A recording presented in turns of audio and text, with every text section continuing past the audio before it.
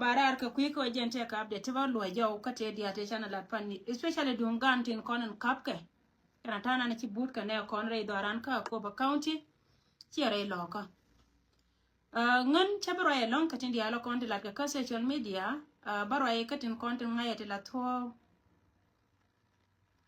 Yeah, thank you so much. I'm happy to which again nyamugo achilo de te ndu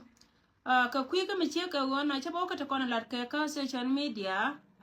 kon dia chana te kanen ne dia kon te kanen ka warga chana te kanen ka te kon charo dia lat ka kwi ka mi che ka wona cha ti to cha ka de loy je ga wo ba ti to ba ka loy ni ti anke de lunyrar ka me chinga de loyrar kwi ra ye dan la da ka kwi gan kontin gor ka kabdia na kwantar ne me chala serious mata atama ko kon etin kon chal ka inwari lazu ngan goro go barwai katin kon lat ko di re dwar ka ko ba county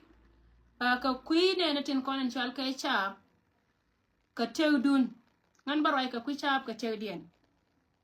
ba ko to na ba to ka kuidun ne da kon chal ka cha ba ko ba sianen ka sia te ka link ka social media yene dia kon tenen ka warga ki wurmi chal ka lurai kon cha jaga bozde cha jage bos de mela joje warar walori chie morne nuoro gogan te ka meja decide no balet ka ye ka te ka mecha nyoka mela dangan gwan wayi go jen point de bia chenga la kwan chi jaw che ben rar ka wurmi chal ke polnang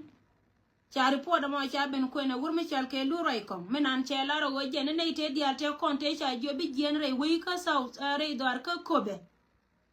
ne te konde cha ko jo go bia jen re wi ne ka civilian ti la cha wi kara naitin kontin kula juwini to goal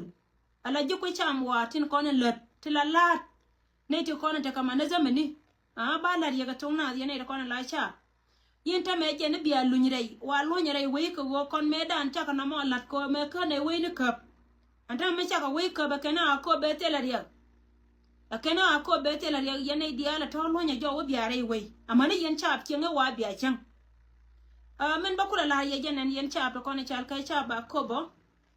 ala melar ke kuma wuro mi chal kay pol nang chi yen dial nen chap la raje ye long chenga dan ko ayot ne de ko ne chal kay ji yot cha mai ke la pin ajene kula ben ka jang bi ka chumna rai loka ka do gar mi chal kay palon cha mai ke la pin go ken chi ga jukur nyur ke la chap te dori ke na kon te gatin ne te ko ne te ka mi cha lo kan ko kuma ko wajen te nyur bara palpin mise tie ka ye a chia kular ba go randun ba jien la ba man kun ba ka wana mo no go jen ci to ne nyen ka mane no ko na ga karo ana gwa me te tinu kuma mena na jel ke pon nan ko nyin chap tin ko ne cham ka chap ko ka mai ten yeken ka nanga man to ye ka man ci ta na te ko de lo ka je ba man ken ba ka nyo ka ga janu san ken no ga re duel wal ne da lo nga ka se jien te ka jwas to goal te ci nyen ka nas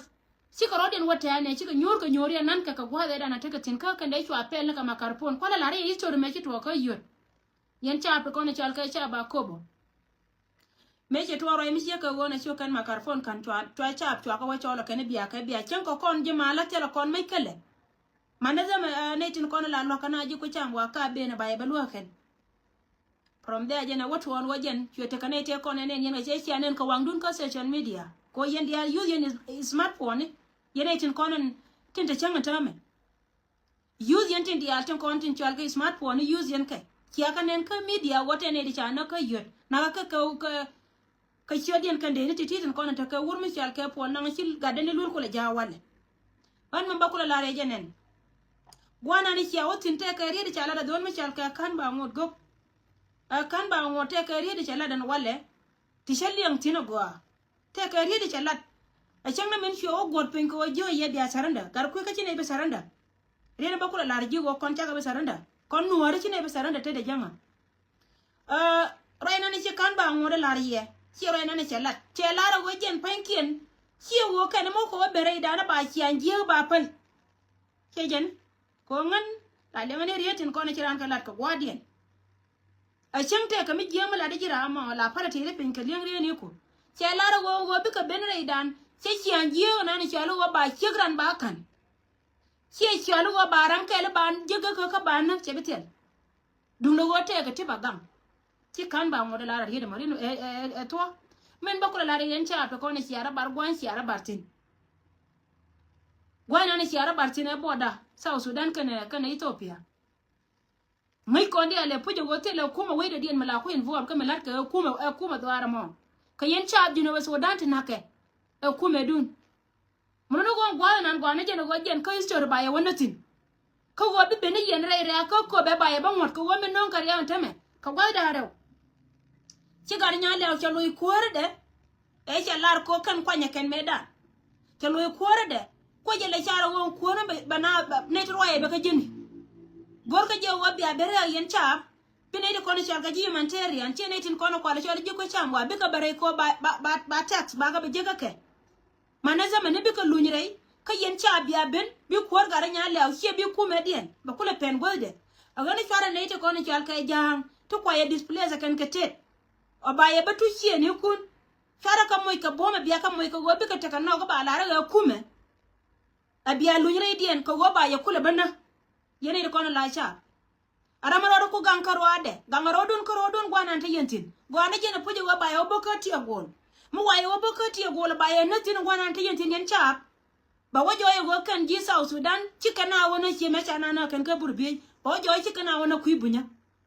an wana mo te ga ne ko kenti agui tinta ka wa gan dial ko nen yen ka ba yawo mo ka chuon ko yen ci apot mu ya wallo nyere yen tame yen cha ko kwa ye jo ka tet ka chiane ne ta wi ni kuno ko ken na ka yen ba ye moy ko wotela ne de ba ya ngari durun agani yen nyoro gwata yentino kara rayin cha ala de polnang kana gada ni lul enche je wore jamro ni ka chia mori leri ne de ko ne chal ka ji man te ya na go ka lunjo ko ken ba kon kula beje be gar nya le ko le be no kuor gar nya le wala kuor jani yen ji ko be ngan ci le de chetel ka didi al te kon te chal ke ken ko jen pana je kari po de ne lat ke ken ka gadi ne bol bron cha lara ken wo kwar bo ne dian kwar bo ne che yon kwar bo ne che nya kwar bo ne jimai tin ko ne te kel ka gar nya le biya ka biya kume biya ben welcome re we ka nyora kel ka gadun ngan chwa ngai ne wo maybe a to po jen wo kan ne tin ko ne chal ke dit ko wo kan ne kon ke dit kan kwar bo ne kan cha do mi chal ke ko be chulo de de ngai ko chwa de go wo kan ne ti dong ta ka kel ka che be jo wo ga kai agana yen gware di atin kono taran ke leme de metetin a to pajiran mi ci doru ci ban pin la wi chuy gwana jeno wobi chuy ko wobi wurjanga moy kanok ko wo mo yeno ben re re ka kobe biya gad kunte pante ci lu biya ka betray ka biya chon mi ci ala lo biya chot pin kulo gwana jeno go ba la re je yin kuma ma jiya mo ga sai chap ti tel mete da dien cha ko wo gwana ta tin ko jen ci gori ayo koro nanan tere hiyo koro magoro ni aigo ko aigo la banya jeno gwante ni tina joje ko kan jel ka drone la tor ka jel kan ba ngai wa aigo te wine jeno kula jel ka ba na wi bi wo ka jongna la ban ka aigo ne pinya kan ba wo goro gwante yentin ko wode ko gor ka je wo jen pankien ba ka tara ba lar ka cha ba ka na ko cha ka je ka yen cha ba yu yene diato konte la cha ani chap keliu kane ti dara uti titin kono ti la parties nyen South Sudan ayo kane aji ka yene tien kan dia mira magwa manga jawo hine ti kane ka che de to ka nana rai loko men che la rai loko che be pal kir che de to ka nana rai loko dare cha de ka chwa go le ko ne me da na cha le do ko je le ko ne je do ko tet ne me cha pal bere na ka urur dare cha be ta ko urur de ka chopal dare chwa pe ka ban mai ka kona nana ngana kona nana dit che didi al chaka tuka uror che didi al chaka tura idwar ka Akoba West che didi al chaka tuka Nyerol County murilo wo jen twara je goy ba wo yen ditin kona ta ka Akobe ibe ye pal jen che ye be pal raje ka kuip te ka dun yene te kon pilago gar nya lew a koraji mi ci roda declare mi lata loy de mi dina jen wo ci dit ko be janga ye go gar nya lew we dane gor ke ken gor ka je ka chon mi chole di ka chon mi chole o ayu antama mi chiri udun di ala ngai ne to wana ken arama ko nyor go de metetin nyora ko wojen poinde ka yo ka cha yendi alo barong a chen ba ya moy ka lad yene ko tere we ko be baran moy ka lan mi ci ka lerke na ko ta ka ko an kan di almene nyam kan tama ta ka chiot tinyendi de ka la lingran ba chole minister ngaw metene ka tela ka salaries rai we ka jino ba Sudan ora ni ngan ka yen cha ba ko ne chal ka cha ba kobo en go chara je marin do ga bia luin ku yer bi ka cha la re we te kamal e wur mi chal ke pol nang ko war ga nan kwen ke lul e war ga mo cha gore pol nang ko la betom ni message ko jene jen bosde pol nang la gore je be oda no gor be ga yor pen be lul bio be lul be oda gore ne kal biya wala arna re jam ngolo no gore ne cha la de pol nang ajen pol nang jana ma ngene ma chen kala dore tele pol nang ma do dien mi ci ben mi la nuwa mi biya ro ko jaga ba ye pel a biya lu nyina ire ko ko we gwa run to le we kanala tele me pol yo ko ore do ar ko be lu yo tini won ke bot mi ga bol mi te dor mi chal ke ma ci aje ka tie golo ajen de sem bol je yen tin ko be ko yen cha bel kun cha ka cha me ke ngi yen e gwa re lo ko wala te ke bol ni wona ci wo ci jangmere de bodo mo ta tino ma no ya ma ka tie gol mo da ba ane tin ko no gor ko de lo kan ba lo kan ka tie gol mo de kuma me lo na be lo ba ka tie gol nyora tere jena ko de yentin ko ne won ba kan wel shi ka da ko be mun do go jente ke ren me chala ra gar nya le ba timye shi gar nya le wala ka lebde shi la ri yene de ko ne chal ke ji ko be gori je wo yen dial biya bere ka yen ngane dial biya may kun biya ka ba ni welu kun biya may kun biya ka la peñ tel rambe ma yot ko mo wi ma yo yat ku me shi la ra be ye bo shi be dor kun chwa mun do go re to ar ko ba kana tas ko be la da ka je ne yen lo ko la yana da bel wala na la da ka je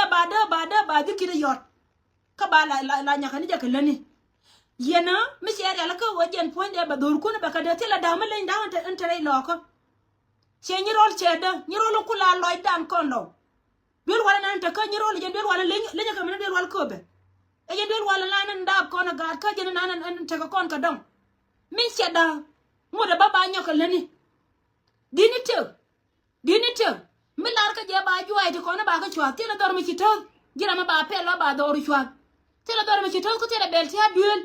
ti be ban pinye ke wo chen point de mi wo to ku yer wa ti na ba bel ko ba ka lo nan ngan ba rar ko jo yen chap ko yen sia la lienga la lieng du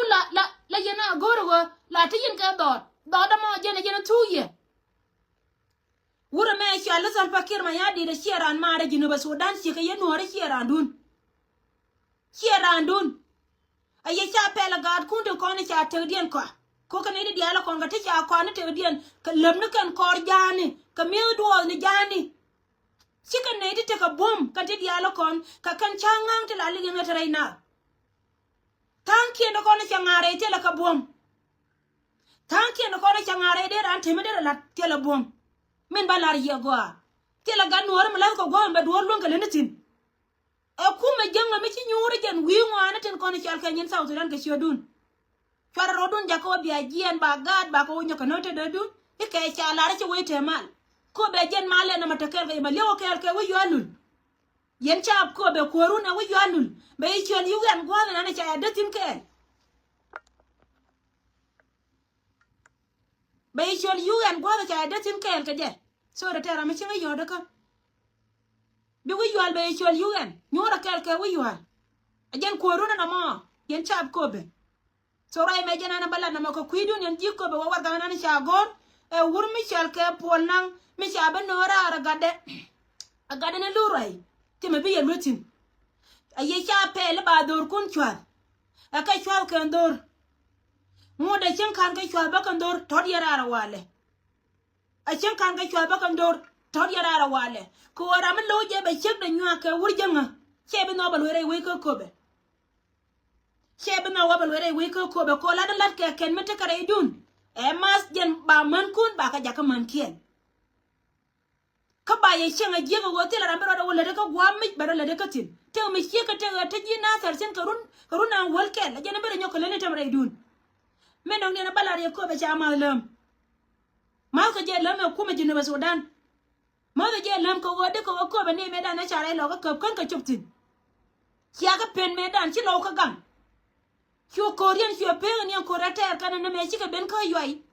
kana wat kan kalan ka dor me chat ne ponya ko ba west kan ga chuptin ate me chup dia re dia na re ne to ko ne chal ka ji ko be chup dia re de cha to go cha ga bilatin ko yena wa nyel yen ji ko be e kuma ji ne ba sudan nyel yen a wat ni lo ka dia to ga ko be me kan ne le ma sagre ma ala re ye me no go daga na na de ko be cheba par ka mene to ka nyirol ka urur akola ye ka tondi te do no kon lo ajena ne ni dar mi chal ka ko ba wezen ta ma te la dol me chungatin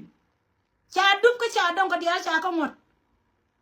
awa dawro ar chi ne to kon che ka dora ka ni point ga duna ya ga la ra je ka jiko be ajena ko la goro go balar ye go yen nyora kel ka bon tayen go ma te yen ye cha pere agar nyale o jamro ko gar nyale o chi kwor kuma South Sudan ajana nana baro etina na mo me dong dien edungan kon te kon ti gad kon tin kon in lingyen ke woken pankien kap ka ke kananga ka de kan gade ti pan charo ka kuidien ka chala ye wona me etopi mo buti ni chiang ko kon ne dial kon te ka social media ka kuite ka ne no kon tin kon chal ke chap kon ne me ri me to kon tin cha gad yong especially gad to kon chal ke ga doli mite ko gwame boy ke kende dor de lokaje antame jala yana ne la gatu ngana ke la rayor ka duor mite ka michi ben la wo pele ke yine me bia dor lokaje gad kon ni gad kon tere ni tame chiko yong gor ka duo me de rayor tin ka kuiko ba dor yan ba loken ajena nana ne yene antame la wo ne me chi berare che gatu ngana ken che kan gad to ka gad jinya min bakula la re jenen pancharo ya la wogan poida barar ka jawna ne chano ngane kon an wala babin ko wote ka jaw mi ayos kanam a jaw ko la use ameno yan liangde jawna ne yos ka ken antama kan ide kon nan kana da ken ka dor mi chal ke gambela kan ne dor mi chal ke no Sudan la kam no Sudan mi te kam dor mi chal ke Egypt kan no Sudan a wona no ka kam ti te ka yi za pirkati kareo jaw yos ka ken lar ka jete ka gwate ke kam chale be kuma ai gomu ena ngetin antama chale barara wale ka kuiko wajen ponde e barara ke wo ngana ku chom na ngana chiela dana to kon chala dana barar ka jow mo mena dan chi ka jow kume en wajen chi ne kon lara gwa wo kon telo ko kam me chako lep telo ko gwa me chako lep ngine gatin awaga nore diala lim gwanga diala konde yen tinen wo kanete na kana to kanete konde chi kairar kel ko kon nete kanete mi cha lo kan ka South Sudan ti te wur mi chal ka boy rol nyang tetin te wur mi chal ka pol ma long tetin and then ka wur mi chal ka boy kandong liem kanete ti ka kanete kontin yo kana mo kana tame baya kula lar lot ka melat ka kan kangari min chalara ene de kon chal ka jimu te badan chalara go baba lar yen ga nuor na ka tung nas go yen ngin na ya go yen sia chui ko gor yen e pu go na medere su akene kon mete ka me cha ko je kine de wo chola na ga te ka go ma ba na ngi chin ko na me chiem gor ngi ko kon na me chiem gor ngi ana ga nuor gwanta tin me doi mai de chola ye de ba jo na ye kwa ka tin chi ga ben ka kwa kon akene kon telo ko ke me cha ko le bur mi chal ke ba ron nyang me dan chi kon dia lo gor a wa chi bo te me cha lo ko me jino ba Sudan te me cha ba jo e won bo e po no gula agent aram ken me le de la wotin dia lo kon ti le de kan ku me jino ba Sudan chi ka da pin kan ga dia le ngen kan te me nan ka te ka ga te ko gom wo kap ka mai tin a boy ka boy me le de ala wo jen la we ga kam da ma seriek kie gitar jalanu tin kono kula ji kume tin kono nyi ka kume no Sudan cha jio chi kan ko ne chen lat kan ne titi cha moy ka yo wono ne de ni ba ka jukula moy ka yo wala wo boy ko ne yen ga nuori boy ron nya ko ne yen ga to kono chal ka ga nuori ka yo ken kan wur mi chal ka ma longa wan ya nga ja gwa ro me ba jidun ba wai ka ye chi kare dun te kan ne kono chal ka ji boy lakini me cha barar ke mise nye ber clear melara nuer community ko kon chana robe yoy ke me mangai kon duor mete me no kon bana yingla mun do wur mi chal ke boy ron nyang sikate ka kon ta ma cha ta nya ken kan da materi ajeno kuna la nang na che wur me kwala chol boy boy kan don liya me che kuna jakara mana kuna ran mobilization me kuna la mobilize re duor mi chal ke Ethiopia ka kemni min cha yokula kam jam point boy jaka dis Ray melara je ye agwa ye nuore dialo go wurmi chal ke boy kana malong jel ka kel ko ga nuore la banang ba ko kam da materi ke yo ba yu ken kulu to kan ga ko ke yu God ko ka yo yen nuer community God ko ka yo God ko ka yo boy ron nyang ba ko to ba yo ken ko kanje ajela nana lede na mo telo kon nei ti wok ti wangi ne ke ti be na ba koran ba tere ken no wa tere kor da masiri ga ken ande me mi ti wo wi kore wi je lu yo la wi je te ka men of South Sudan te ka tetin ko ga men of South Sudan man ka ne da masiri jel ka kele ray kore me ka kanire ko ku nyi ke no Sudan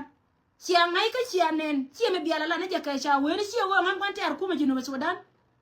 chane jenen go le dana chane nen tin ko wote ka gad jinu Sudan de shakap ka gad to te shakap to wodien ke ber South Sudan mo ndo wa jan tare ne me nen yene ajene non boys rey mo ndo go te le ka me cha le ko go ngai ka je ene chon me chal ka ayo bene tungwan ba ka no chine tungwan kan chane me cha chula le te me le go gadial nanga ka dor me chal ka Uganda nanga ka kume nanga ka re dor me chal ka Ethiopia nanga ka mate kam no Sudan ka ne Egypt kan nanga ka dor me chal ka United States awani yen ga no radial kola yen lim wa da me se nyama kwa chi akaro dun ke wote le ka me chale be ga yo me na ngitin te la mai ti cha ti ka jala e ga yo ti ba kula mun ka chi dun yen ga da ti cha ite ka de me cha ngi no prai me ga kai so na me jen me se jana de gor de nyoka ma ba kam ye ka jana puti barar ka mukte cha lara wa baba la de na ka tong na ko yen ga dia na ko na kap ka chi da yo te la ga yo me chi le ka me ngi na tin ba de wur mi chal ke boy ron nyang ki boy ro de chen boy ye jene te me che loko ku me jino ba Sudan ya kai te me che loko ku me jino ba Sudan ai chap ka wur mi chal ke boy ron nyang boy kana na mat kel kana kon me kai choro da mat kel kana dia te ko te me cha lo choro da mare kan boy ro da mat te lo gwa me chi boy ro da matin boy kana ro da mat jarar boy jel ka kel kana wur mi chal ke malong ajen sia da dia na me kwa yu kwa kala kap ko ga nori kana wur mi chal ke malong ajan to da na ma ku je wo goro la wo bielem si ku je wo pel si tungte gin ga nora na ma te guye wati tine si te mi wi wo kan ti je wo la let ngai ni agwa wo mi wi wo liu se bela wo kan ji la lar ku ngai ne si te ko nori kane ti ti kane ko nan tar kana ko da materiak ti ta kel ka kuma Salva Kiir mayadi to rai me janan de goro de la ya kai ajen information goro ba kamiye bi atake lintin ka kuira ye pan kra ye me goro je pujo go bana re de lin bana lin ka bana nyurtin ko bana la na chiang ye din no re di atin kon tie ka ga wani di ala ko ta gatin jo ga de wasu te chana me ka cha pol donc che ga pala la kwai go ana je go jen bi ka te gwa ta ka tin me ta ka kamni bi ka wa kwai no rirun mo de na me chi mi su me da ne chi na nyin ka jang ken 1991 jene ba ba shula ken ke 2013 akama mo chi te runandi ngana te ka rundi al ngode stiel mi cheng te ka mi janga la today a chakon ko doro ko kien chalo no go yen pai de kon chi ko ka kwat bwana yatinde yero wotop ke dundor ka baro dun chongwa na de yentin nyora ka pala rodun pin bu ko bete ka chut ka bete mbala radio ran go ane jena pojo go jindir liu ka doru lakini me chi elia doru yen ga no radial na me chi elia doru jara ina no go radio mat kono na mo ka jen no se chi barar ka mukte SPLM ayo en go cha lar ba lar cha bia lo kono tenen ka warga en go ro ina no yoska chi min chode yoska ka choda ay go te la ay go mi chi kamle te la ay go mi chi kamle be cho mo gorga e boy rol nyang chi boy jo yo go jen che kan chi randan me kai ka kai boy yeranan gwan ka ye jira ma kai ka yo boy chi ranan boy ngor ke jela kel kana malong mo no go jal ke nin kien te kon te lat ke ken ngor ke la go tare kel ngi kon dia le go wurmi chal ke malong ajen poma ajara medana la poma ajen poma military la dung south intelligence la dung South Sudan ajara medana la poma de me la kurde ni me nokon ajara me la kurde ni me wan edane nokon ko korun te ko na chi wajo today me che ton wo kan pankien chara ba mat kana boy ron nyang to ka nyin ke lat ke ken ka ko yo kana ta maka da materiak ka chior ganori so rai ma jena ande gorde nyokalar kon choma da diene ba nyoka kam ga loko te me la da ni chiang ka ba ja la da ni chiang te me la da ni chiang ka ba ja la ni chiang na me we ka lo ner community kana ite kon tare igwa ma ka ko me jena ba Sudan ti la ga loko ti ta kel ka Salva Kiir mayadit ka kana ite kon cha ali adan kon cha jena ba Sudan si cha loko ka kan ida kon cha lia dan cha tanya ken cha lia dan cha tanya ken godi go ken ba kon cham te ka wur ken mi ko la dor ke 2014 ka kon ne ti gor ne yela wo kon an wana mo ka kon ne ti tene ler ka youth colonial youth community kine wo chon ko kom lo ka te ka rit ken mi ko la ra chi mong changa jo nyanda wa che wore pola te ka le mo kini na kini kana kini te riem chila akwor charwe cha jongu changa jo ne ku ka kana ko la riem dien ajana la chami ajana ku jila ja ko bite ka biwo kwara ari na mo tama ngan nyanda me chine me che ben go da cha char ka cha je to men ba kula la ye go kana tin dia la ko ne ka nyur ka gwanan chon mi chalo go jin kwar jiran la jiga jadi da long rai ta ka du ko wajin ba ji do ne dial ba ji ho na cha jira mate jai mi chi kwar chi je an go ba ji cho lo kwar ame la ja ro do ko wajin po ni gwana nan titin ti ja gor der baratin ko lu na la kam ga ji la lo ji mana gat a chim tala ji jai la ja an go dun ti kwar ma la ja ji ka dun din mi cha lon kut ko wajin kwar an ta makan ne tin dia la ko ne nyen ti la ne ko ne ta ka jube te ka tanke ni cha lia dan cha tanya kana ka gala mandol kon lo te ka tanke ni cha lia dan cha tanya kan ka gala mandol te ngai ka je kana ho kan mi shi wur mi cha ka tan bakir ma yadi te ben pin cha kwor de ma nyo kan man lia dia ne te ro ku ko wakat re mo dan kon lo ko wajen chi ka be ben pin re ko am dia nan te ka tin ko wajen kwor ni na mo la der ye de me ka kui ko wa ye na wiena la nene riudun tunga na ken goro ka social media chiebel yana lakin kon la corona na ngai ni ma ko kon te ma ko ne to kon chal kelo la ngai ke je go gan ngang ma nga me de ro korje ka gar nga me che korde je lakin korde kon je ga kor wor me chal se ma kir ma yadi ke kor cheni min longa na ka no ka longa na ka lom ajin kwan lom longa na ka lom longa na ka gonye ko ku na ka kam ni ke na be na ra wona ka community la sel bo ya ka puonde ko women le dere we ko sa utan te le ka gwar ka riu den diara te diala kon ka tu le ka certificate ni la ni english language ni shi ka gwar ka english language go ni diala kon shi ka gwar te riu den diara te na me chi degree la wide ngon ko yele lar na be me o go ka ne te to chi ka ne de gien go ko nan ta ka tin ba shi ka be mar gien be ka gien ba yo ko ye ka ni dor na ni ka da o go chi dor na da ta me re be no kon die sara kala moya ka nok abiala rwal ka chodien ko kan atana yawte diala kon ta ka jube te la ga nuore kan yawte diala kon te la politician ko ni joto kon especially kon ju kweme barwai ka kon ju kweme akwata no kwina se rei loka kan ya kon ta me china rwal ka chodien la ka wa rep ko position jo ye go te le yaran ngene ro jilo atara te me lo ata chemo jilo aliwo ajan jilo ajiti na mongor ke chiolo ko futo ko ta wana mo cha chiolo ko cha parwe ken ka position no ken ko ta ka tin ka wo ken ngai kan e gwa wo mu ko lu nyira re kan na mo abi ka bara archi abi kwori na ma batel ba giye na ma bara e chen bara chienyo kan pan kien ta kara mi chi mai wo ko ta kara mi chi wo ko mi chro da ngar ni ka to ko le da community dan kara mo ngai ko ne pu jo wara me che de mara kwor dung do wo jen ko tel pa ne je ko lunga nyentel pa kalani yentele yelo abda dien kala do ko ta ko jube la rari de me ka ne dia la kontin gortin bel ke wurmi chal ke dinay anira la te ka duobde mit mi la de politique je tie jen dinay me da na che benela me cha kwanye la ala gabana dor mi chal ke jongale riete ko ne la de riete do la riet gwega ala wa wurmi wo ci ko ndia la ngai wo dinay e wurmi wo doran ngai ko ndia le no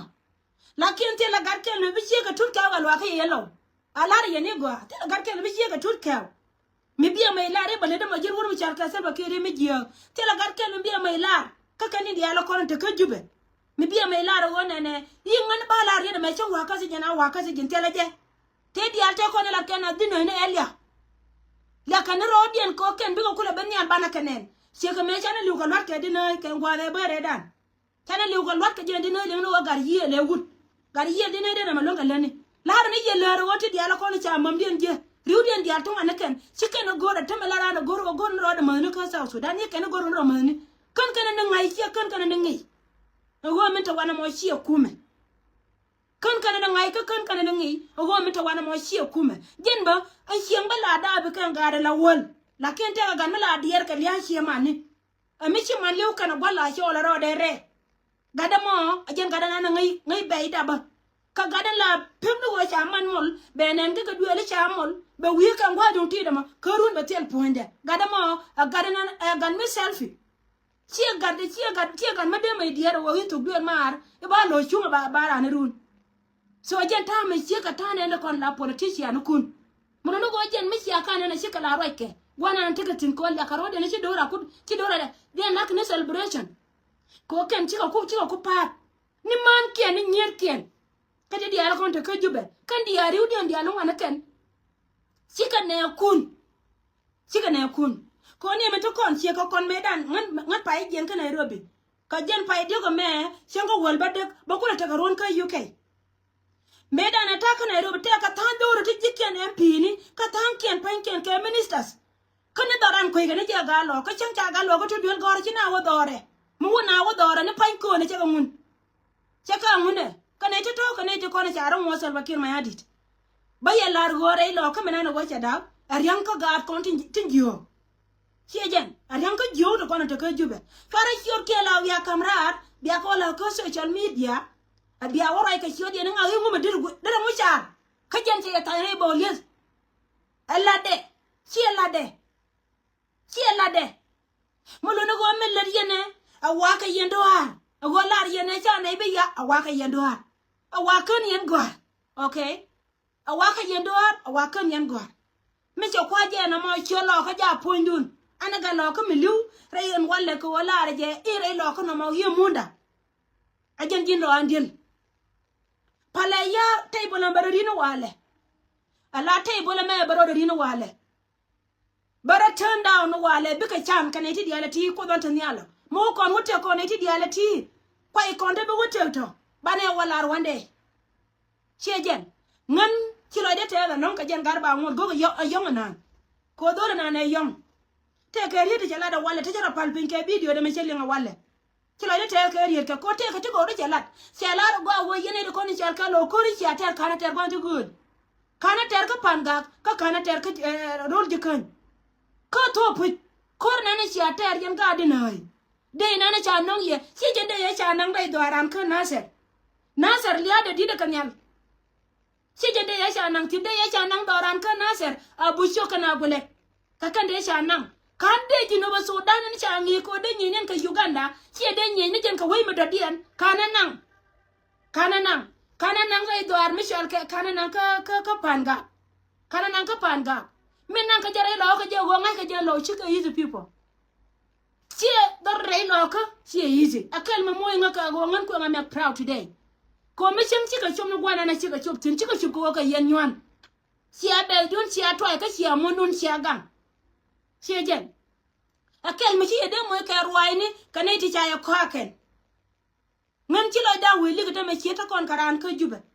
ko go kan ga lo ko go ba dor mi chal ke ni role ba bo me dan karinyal abene te kon ho kunde kan pan kenen mun tanya ga lo ka tanya ri ga ko kan group de ko ken bare re juba ba ka ji te are te ka rodien hejen te ka te ka ro nyer ka rodien re politic ari me che wo ko re te ga ne ko ken te jode ti lo ka je ka tete jori ka kende ko ne chalo ku lo ko re lo ka la wajen chara ku le jene ko ala tu chejen akene chalo ku lo ko re lo ka chu ko ku le jien chwari wo tan ka selpa go jino bo na ba ku bo na ya ga chere me bo kon bo ga group de dine te pin ngai kon dia le na ma kon ga lo ka dia mi che ngai ke nganya ndo ngai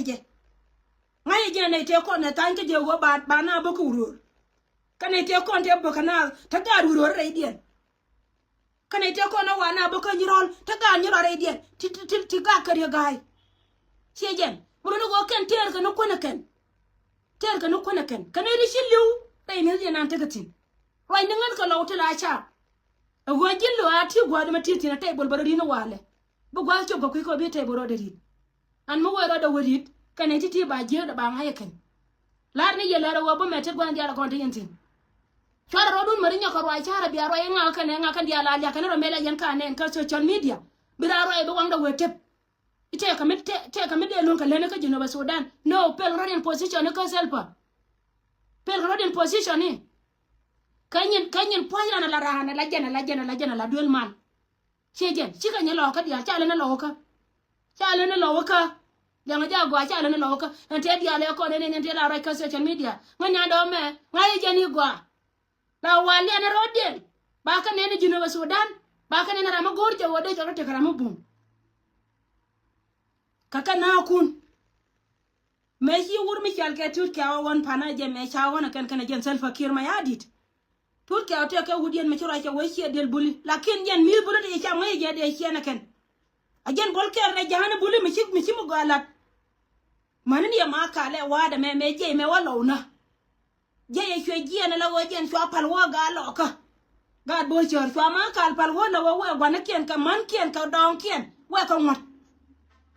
wallahi kan jang buli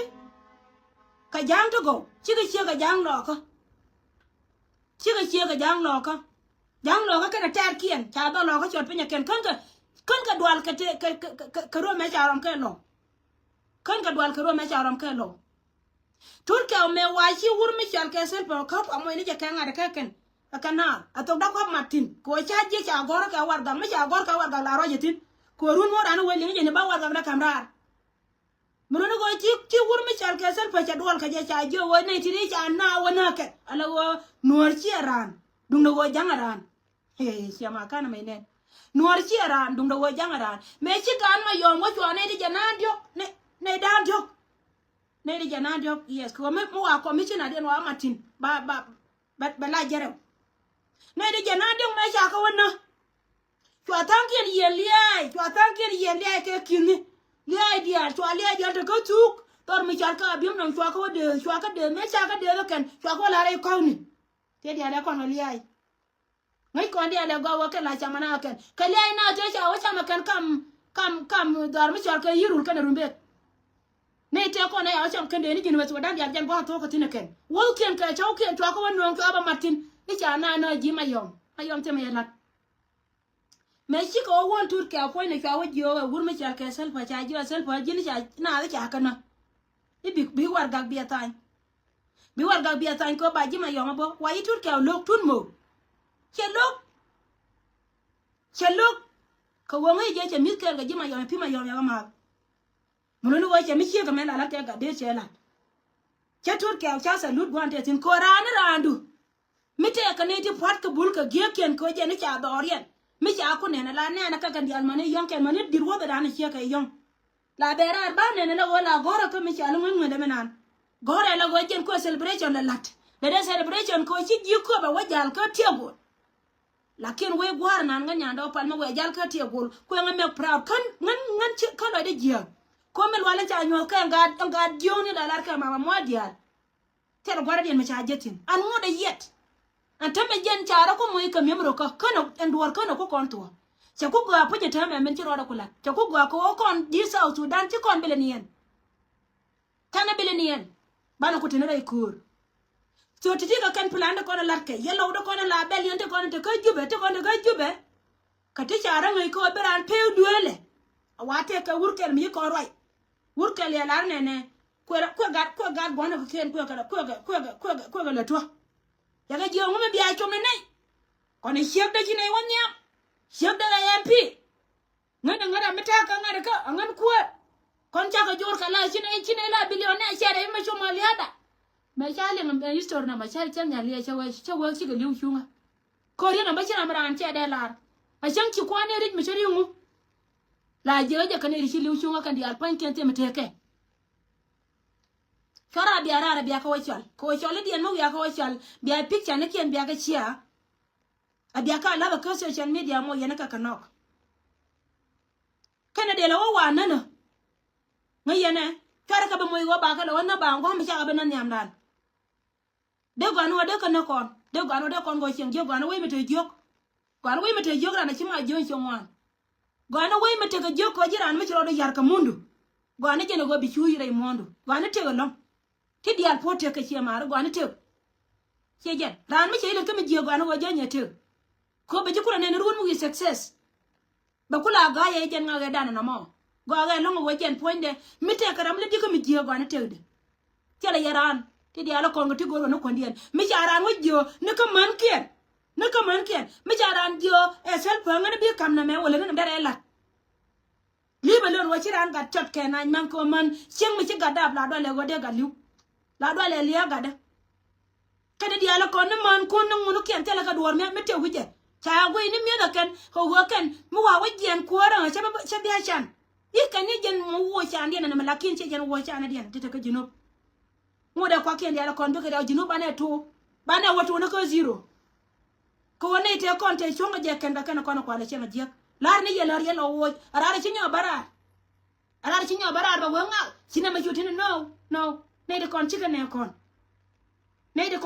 kon ni chen a cha wuro cha bo ni me cha wuro cha bo ke siasa ko wo je na ba wo chi ko ya ga ye je ka ne de kon na tangel ya wuro ka gar wuro ne te kon te bo ka nyirol ka gar wuro aka gar nyirol ngai ni chiot ken nganya nda pa lu no che bri biel today ngai ni chiot ken ka te kon na tangel ya ga da ne pai wo te bo kana ga ken ka je tu runa na me ngai ni chiot ken tier ya gai ka ne te ka ga ni rio ba de gen group ka no chi ga jimara dan ka ya ka kana te nyin wi cho ka me cha kwin de yen ngwe tar kana de yen ka gwe kan ta ro kana chi kana